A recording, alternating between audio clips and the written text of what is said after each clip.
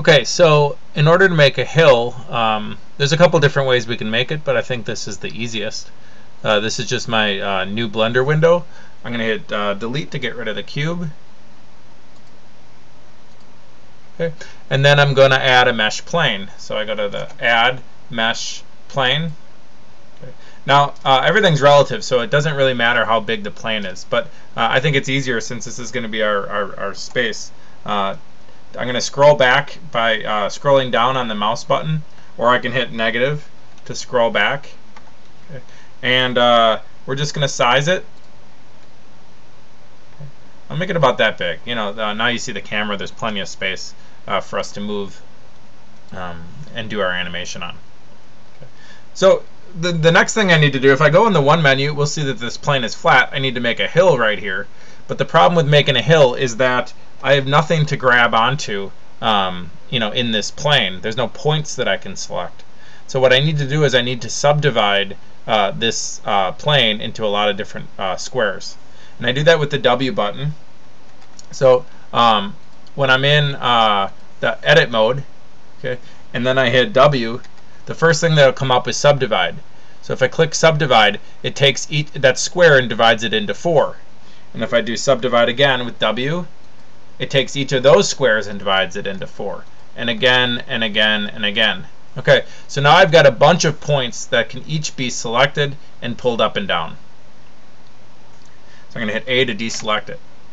The problem right now is if let's say I grab this point, and then I go into the one menu, and I hit G, it's going to be really steep. And obviously, I don't want a hill that's steep. Even escape to stop that grab. Even if I were to go back into 7 and hit B and put a box around all these, and then go back into 1 and hit G, it's still going to be steep. It's just going to bring more of a plateau. So what I wanted to do, hit escape and back to 7 and then A, is I want it to smooth it out so that the hill is smooth. And I can do that by either pressing O or by going down to where this gray circle is. And I'm going to turn the proportional fall off to on. The gray circle means it's off. The yellow circle means it's on. Okay. So once I turn that on, now watch what happens. I'm still going to click on a point here. Okay. And then I'm going to go into the one menu. I'm going to hit G. And I want to hit Z. Remember, I only want the up, the movement to go up and down. Okay. There's a circle here which is around my cursor, and I can move that in and out by scrolling the middle mouse button, that scroll wheel.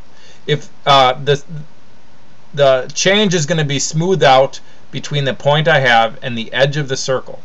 So if I make the circle bigger, it's going to spread the change over a larger surface. Okay, and if I make the change smaller, it's going to make it more steep. If I make the circle smaller. So what I want to do is I want it to be about something like this maybe. Okay. Now if you notice on the left side it's straight up and down. That's because I've run out of plane, so it can't spread it out anymore in that direction, which is fine because we can animate it in the other direction. Okay. So I'm going to make a hill that kind of looks like this. You can make it steeper or less steep depending on what kind of experience you want your sledder to have. Okay, so now if we go to the top view, we've seen that this is the height and this hill spreads down in all of the directions.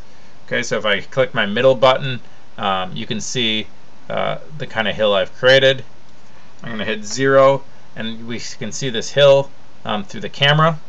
I'm going to hit 7 again, and I'm going to go back into object mode by hitting tab. Okay.